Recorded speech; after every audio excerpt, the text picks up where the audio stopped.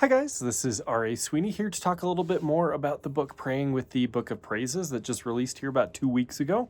So last week I talked a little bit about how this book really follows on liturgy and kind of how a lot of us were raised with a lot of liturgy, and maybe that was good, maybe it wasn't, and a lot of us were raised with kind of a hatred of liturgy, and in some ways that's good, in some ways that's not, and so really want to just kind of encourage that we can use these psalms as a type of liturgy in order to kind of train us up to no longer need a liturgy, or to keep using the liturgy and keep growing in how we use it for liturgy.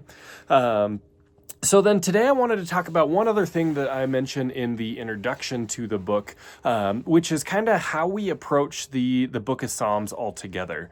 So some of you may have noticed and some may not have, and that's perfectly fine too, but the book of Psalms is broken up actually into 5 books. So as you're going through, you'll notice like book 1, and then a little bit later on, book 2, book 3, book 4, book 5, all the way through.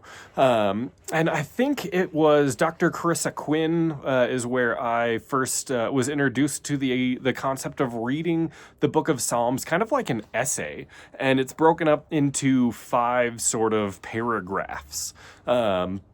And in that style of looking at it, you see Psalm 1 and Psalm 2 kind of act as their own little chunk. In most of our Bibles, it'll be lumped in with book 1, but in this way of looking at it, you take those kind of separate, and it's kind of like the introduction. It's raising the question of, who is this person who's going to meditate on Scripture day and night that's like the tree planted beside, the streams of water and all those things. And who is this person that is going to quell the raging nations and be established on Zion and all those things.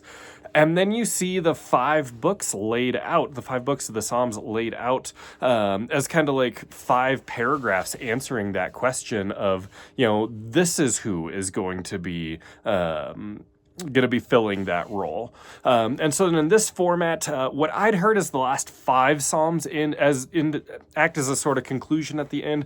Personally, I feel like the last 6 really feel like the conclusion. I feel like the last 6 all kind of go together, but starting around 145, you get into the conclusion, and then that transitions you through to the end to sum up God's work in his Messiah and all of that.